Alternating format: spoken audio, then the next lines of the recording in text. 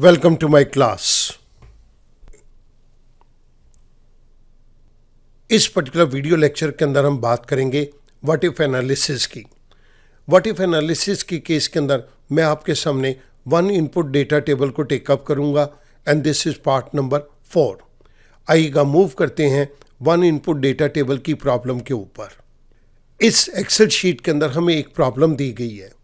Use data table to calculate the future value of deposits where the rate of interest is 6% per annum and initial deposit is rupees 5,000. The amount of deposits vary between 7,000 to 17,000 for a period of 10 years. इस दी गई problem के base के ऊपर मैं कुछ facts को यहाँ पे डिराइव कर रहा हूँ। रेट ऑफ इंटरेस्ट हमें यहाँ पर 6% दिया गया है। NPER, number of period, that is 10 years. Annual deposit amount, it can vary from 7,000 to 17,000, जिसकी हमें ये लिस्ट यहाँ पर दी गई है। मैं इस जगह के ऊपर अज्यूम करके 10,000 ले रहा हूँ। इनिशियल डिपॉजिट के केस के अंदर हमें अमाउंट 5,000 दिया गया है।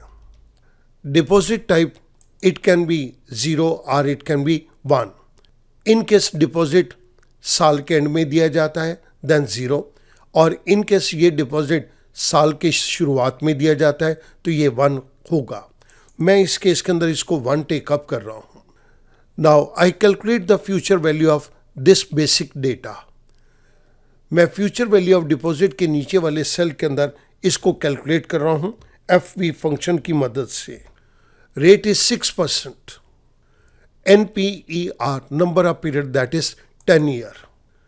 PMT, इस केस के अंदर हमें ये 10,000 रुपीज दिया गया है, लेकिन ये एक कैश आउटफ्लो है, सो मैं यहां पर माइनस का सिंबल दे रहा हूं। The next argument is PV, present value, that is rupees 5,000।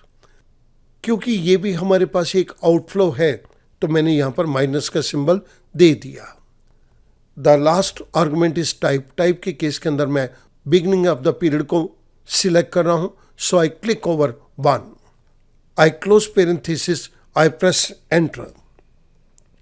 जैसे मैंने एंटर प्रेस किया मेरे पास एक वैल्यू आ गई। अगर आप 10,000 रुपीज़ पर एनम डिपॉजिट करेंगे for a period of 10 years, जिसके ऊपर बैंकर आपको 6% इंटरेस्ट दे रहा है और आपका इनिशियल अमाउंट डिपॉजिट का 5,000 था, तो ये आपका 10 साल के बाद अमाउंट 1,48,671 रुपये बन जाएगा।